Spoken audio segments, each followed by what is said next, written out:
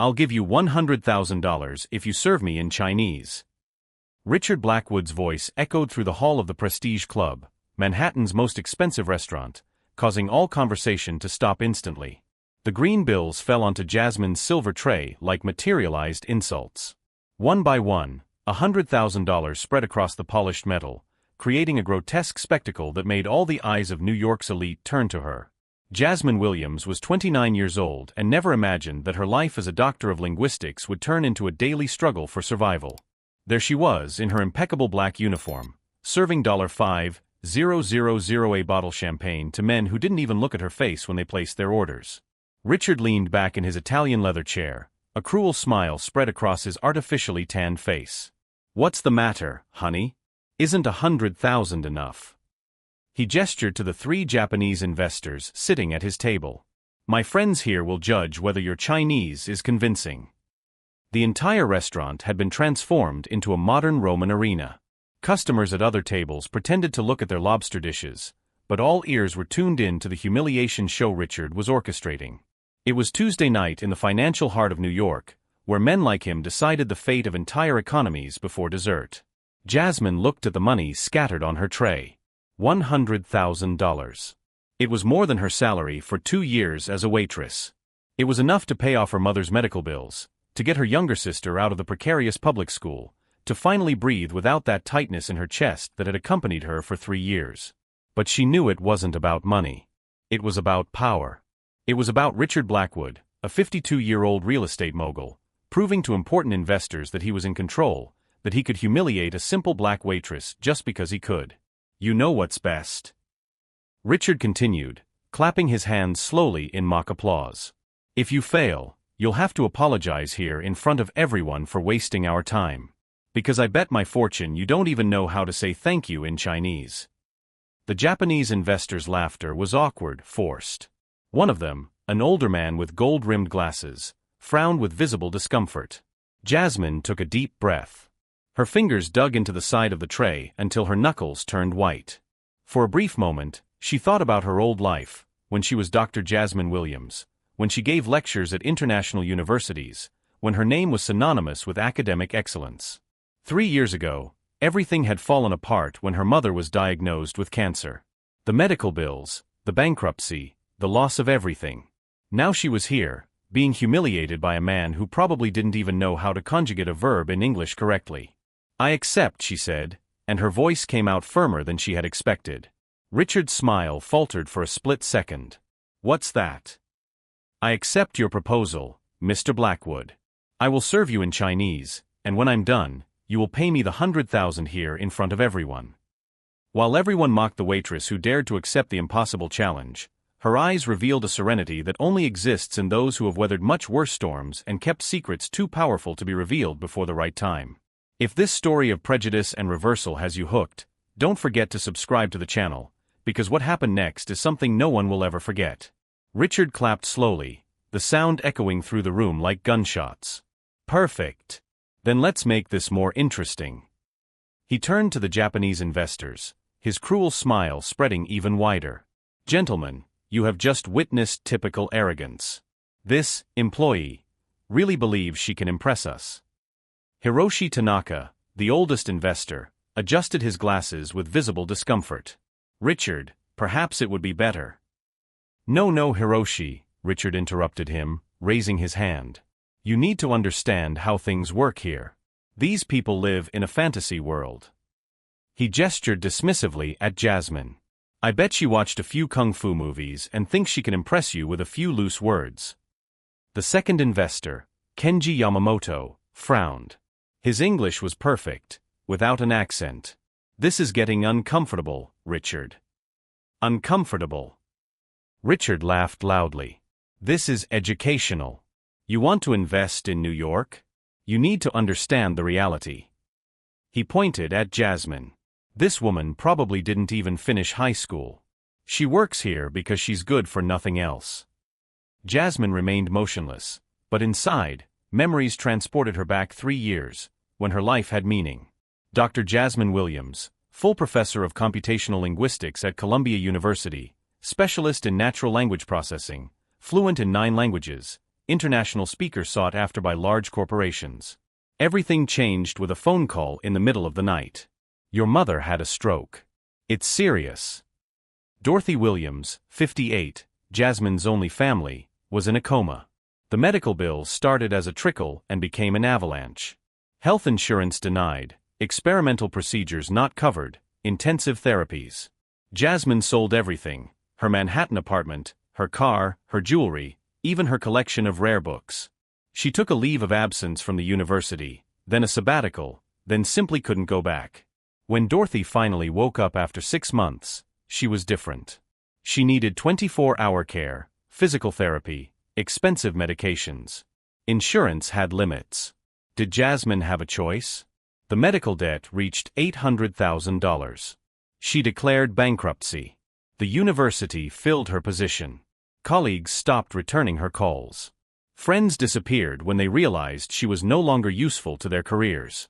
Do you know what the problem is with you people? Richard continued, now completely drunk on his own power. You always want more than you deserve. Always trying to be something you're not. Jasmine blinked, returning to the present. She watched Richard gesticulate dramatically, unaware that he was about to face someone with a PhD in applied linguistics from MIT, specializing in Chinese dialectology, who had given masterclasses on Mandarin tonal variations to crowded graduate classes. Do you know how many languages I speak? Richard asked the investors rhetorically. English and money. And that's all that matters in the real world. Yasuki Sato, the third investor, who had remained silent, finally spoke up. His English had a slight accent, but it was precise. Maybe we should give her a real chance to. A real chance, Richard laughed. Yasuki, you're too kind. But look at her. Really look. He pointed at Jasmine with disdain. This woman carries trays for a living. She can probably barely afford rent for a one-room apartment in the Bronx. He wasn't wrong. Jasmine shared a tiny apartment with 3 other people, worked 2 jobs, waitress at the Prestige Club at night, caregiver at a clinic during the day. She slept 5 hours a night when she was lucky. Every penny went to her mother's medication, physical therapy, basic survival expenses. But Richard didn't know that she still had access to academic portals, that she studied computational linguistics in the early hours of the morning when she couldn't sleep, that she corresponded with researchers in Beijing in fluent Mandarin, that her thesis on neural language processing had been cited in more than 200 international papers. Let's establish the rules clearly, Richard announced, clearly enjoying himself. If she can make a convincing order in Chinese, not single words, but a complete presentation of the menu with detailed explanations, I'll pay the 100,000. Hiroshi tried again. Richard, this really isn't necessary. But, Richard continued, completely ignoring the objection, when she fails, and she will fail spectacularly, she will kneel right here and apologize to every person in this restaurant for wasting our time. A heavy silence fell over the hall. Even the waiters stopped moving. Customers at other tables had turned completely to watch the spectacle. And what's more, Richard couldn't stop, she'll publicly admit that she tried to deceive us, that she's nothing but a desperate imposter craving attention. Yasuki shook his head, visibly disturbed. This isn't right. It's absolutely right. Richard slammed his fist on the table, making the glasses rattle. You want to do business with me? You need to understand how I operate. I don't tolerate lies, I don't tolerate acting, and I definitely don't tolerate anyone trying to make me look like an idiot. Jasmine watched everything with the calmness of someone who had already lost much more than her dignity. 3 years of waiting tables had taught her that there are times to back down and times to push forward. This was a time to push forward. I accept all conditions, she said calmly. All. Richard laughed incredulously. Even kneeling and apologizing when you fail? Even that. And publicly admitting that you're an imposter? If I fail, yes. Richard turned to the investors, his arms open in a theatrical gesture. Gentlemen, you are about to witness a valuable lesson in the difference between real confidence and delusion. He had no idea that every cruel word that came out of his mouth was feeding a force that was growing in the silence, a determination forged by 3 years of humiliation that was about to find its outlet in the most devastating way possible.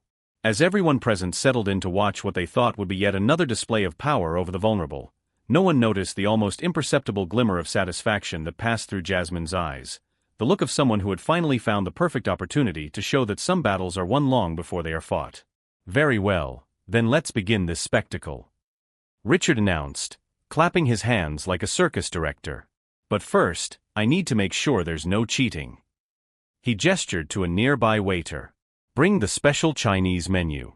The one we use for investors from Shanghai." The waiter hesitated. "Mr. Blackwood, that menu has over 40 different dishes, with very specific technical descriptions." "Perfect." Richard laughed loudly.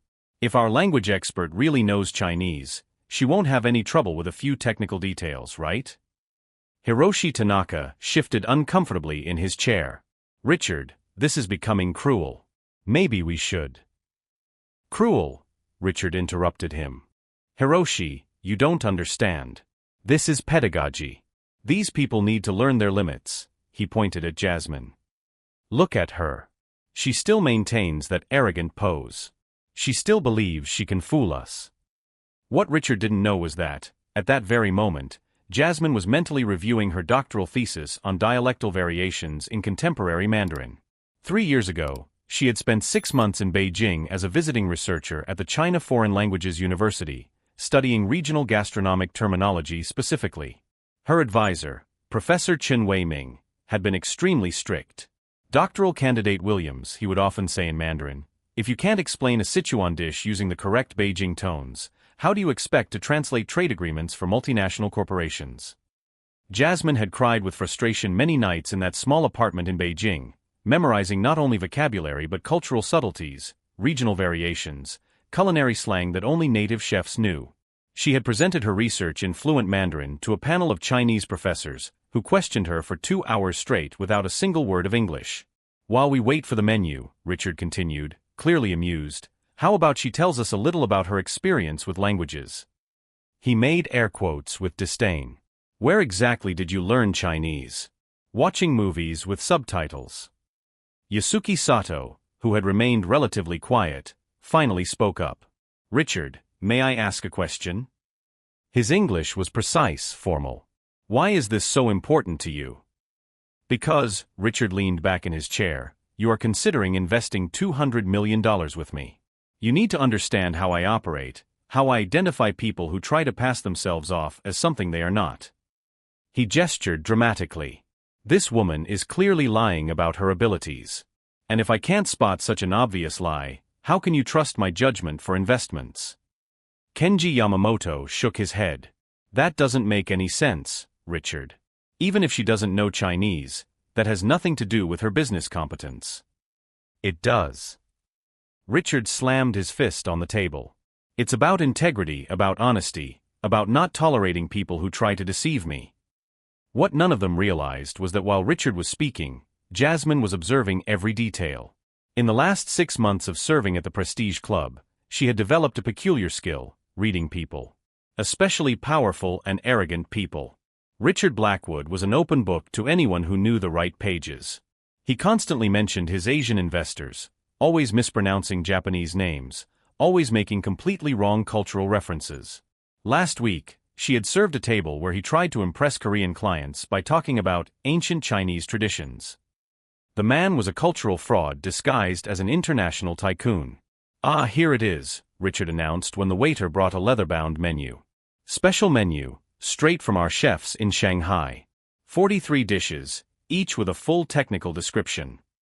He opened the menu and his expression changed slightly. For a second, he seemed less confident. "Well, there are a lot of characters here," he muttered. Hiroshi leaned over to see. "Can I take a look?" No. Richard quickly closed the menu. "She needs to do this on her own, without help." He handed the menu to Jasmine. "Come on, expert. Describe 5 different dishes. In Chinese. In detail." Jasmine took the menu, opened it to the first page, and almost smiled. It was exactly the kind of menu she had studied exhaustively in Beijing. She immediately recognized several Sichuan specialties that she had not only studied but prepared during her cultural immersion classes. "Can I choose which dishes?" she asked calmly. "Of course," Richard laughed. "Choose the easiest ones if you want. You're going to fail anyway." What Richard couldn't imagine was that, at that moment, Jasmine was mentally leafing through her memory for the presentation she had given at Beijing University on the evolution of gastronomic terminology in contemporary Mandarin.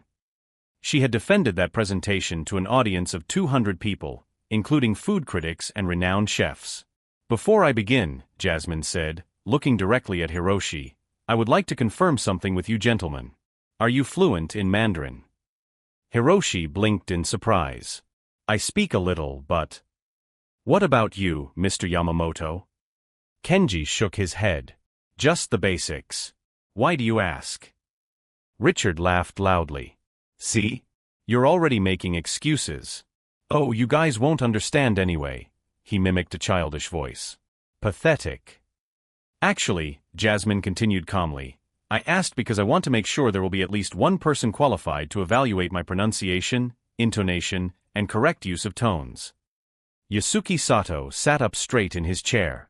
"I'm fluent," he said slowly. "I was born in Osaka, but I lived in Taiwan for 10 years. My Mandarin is adequate." Richard hesitated for the first time. Well, that's, of course, perfect. But inside, he was beginning to feel a twinge of nervousness.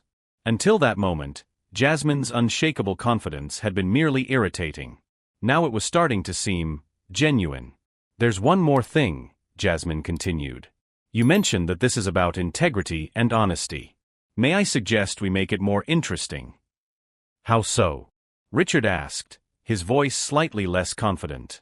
"If I can not only describe 5 dishes in Mandarin, but also explain their regional origins, preparation techniques, and cultural significance, you double the bet to $200,000. The silence that followed was absolute. Even the waiters stopped moving. "And if I fail," Jasmine continued, "in addition to kneeling and apologizing, I'll work for free at this restaurant for an entire month." Richard stared at her. For a moment, he seemed to want to refuse. But with all eyes on him, especially those of the Japanese investors, he couldn't appear cowardly. $200,000, he repeated slowly. "That's right. And you work for free for a month if you fail." "Correct." Hiroshi tried to intervene one last time. "This has gone too far." "I accept," Richard announced, extending his hand to Jasmine. $200,000 if you succeed. A month of slave labor if you fail." Jasmine shook his hand firmly. "Deal." What she didn't say, what she kept carefully hidden behind that serene expression, was that 3 years ago she had been invited by the Chinese ambassador to the United States to a dinner where she simultaneously translated diplomatic speeches on international gastronomic cooperation. What she didn't mention was that her thesis had been published by Cambridge University Press under the title Linguistic Bridges: How Food Vocabulary Reflects Cultural Evolution in Modern Mandarin. What she didn't reveal was that, for 6 months straight, she had dined with Chinese families in Beijing, discussing ancestral recipes and dialects that not even all natives mastered. As Richard prepared to witness what he believed to be the ultimate humiliation of a mere waitress, Jasmine took a deep breath and prepared to show the difference between arrogance based on privilege and confidence built on real knowledge. The menu was open before her. The investors leaned forward. The entire restaurant held its breath. And then, with all the calm of someone who had faced Chinese academic panels that would make Richard Blackwood cry with intimidation, Jasmine began to speak in Mandarin so perfect and fluent that even Yasuki Sato's eyes widened in surprise. At that moment, as the first words came out of her mouth with the precision of someone who had spent years studying not only the language but the cultural soul behind each syllable, it became clear that this would not just be a lesson in languages, it would be a masterclass in how true competence always finds a way to reveal itself, especially when underestimated by those who confuse money with intelligence. "Good evening, gentlemen. Allow me to introduce our special selection for tonight," Jasmine said in Mandarin, her pronunciation so perfect that Yasuki Sato immediately sat up straight in his chair, his eyes wide. It wasn't just fluency. It was academic, formal Mandarin, with precise tones that demonstrated years of intensive study. Jasmine continued, her voice flowing like music. "We will begin with authentic Sichuan mapo tofu, prepared with 2-year-aged Pixian chili peppers, following the traditional technique of Master Chen of Chengdu," she explained in Mandarin. Richard blinked in confusion. "Wait, is that real Chinese?" Yasuki raised his hand, asking for silence, completely mesmerized. Jasmine continued, "This dish represents the culinary philosophy of balancing mala, the numbness of Sichuan pepper with the heat of red chilies. The silky texture of tofu symbolizes the harmony between simplicity and complexity, she said in perfect Mandarin.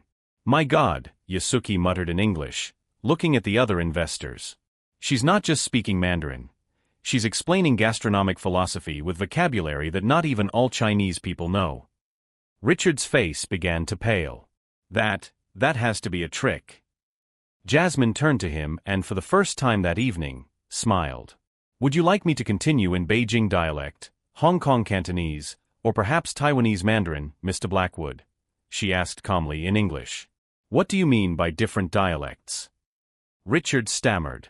Well, Jasmine replied, and then began to speak in fluent Cantonese. In Hong Kong, we would present this same dish with a different cultural approach, emphasizing the traditions of Qing dynasty tea houses, she explained in Cantonese. Yasuki slammed his hand on the table. Perfect Cantonese. Authentic Hong Kong accent. Richard was visibly desperate now. Who the hell are you? Jasmine paused, looked at him with devastating calm and replied, I am Dr. Jasmine Williams, Ph.D. in computational linguistics from Columbia University, specializing in natural language processing, fluent in 9 languages, former full professor, visiting researcher at Beijing Foreign Studies University, author of Linguistic Bridges. How Food Vocabulary Reflects Cultural Evolution in Modern Mandarin, published by Cambridge University Press. The silence that followed was absolute. I worked as a simultaneous translator for the UN, for embassies, for international conferences. 3 years ago, I gave up everything to take care of my mother when she had a stroke. The medical bills bankrupted me. Her voice did not waver once. Hiroshi was speechless. You're a real doctor? With a postdoctoral degree in Chinese dialectology from MIT, Jasmine replied calmly. I spent 6 months in Beijing studying regional food terminology specifically for my thesis. Richard tried to recover, but his voice came out strangled. That's impossible. A doctor can't be working as a waitress? Jasmine interrupted him. Why not, Mr. Blackwood? Don't doctors need to eat? Don't they need to pay bills? Can't they have sick families who need care? Yasuki rose from his chair. Richard, you just tried to publicly humiliate one of the most qualified academics I've ever met. I didn't know. Richard protested desperately. Exactly, said Jasmine, her voice cutting like a knife. You didn't know, but you assumed. You looked at a black woman waiting tables and decided she was ignorant, uneducated, inferior. Kenji shook his head in disbelief. Richard, what kind of person are you? Let me finish the presentation, Jasmine continued, returning to Mandarin. The second course is Peking duck, prepared according to the technique of the Quanjude restaurant, established in 1864. The 24-hour marinating process and traditional fruit would oven create the characteristic crispy skin that represents centuries of culinary refinement, she explained with technical perfection. Richard was sweating now. The people at the other tables had stopped pretending not to be paying attention. Everyone was watching, mesmerized. The third dish, Jasmine continued in Mandarin, is Shanghai Xiaolongbao, where each dumpling contains exactly 18 folds, a number that symbolizes prosperity in Chinese culture. The broth inside is prepared with gelatinized pork marrow that liquefies in steam, a technique developed during the Ming Dynasty. Yasuki was quickly translating for the others in English. She's explaining historical and technical details that only master chefs know. This is extraordinary. Stop. Richard suddenly shouted, banging his fist on the table. Stop this charade. This is a setup. You guys planned this. Set up what? Yasuki turned to him, her voice icy. That she knows more about Chinese culture than you ever dreamed of learning? She can't be a doctor and be working here. Richard was clearly panicking now. Why not? Hiroshi asked coldly. Because people like you believe that intelligence and education are the exclusive property of the rich. Jasmine placed the menu on the table. Mr. Blackwood, you offered me $200,000 to do something I was doing professionally 5 years ago before life knocked me down.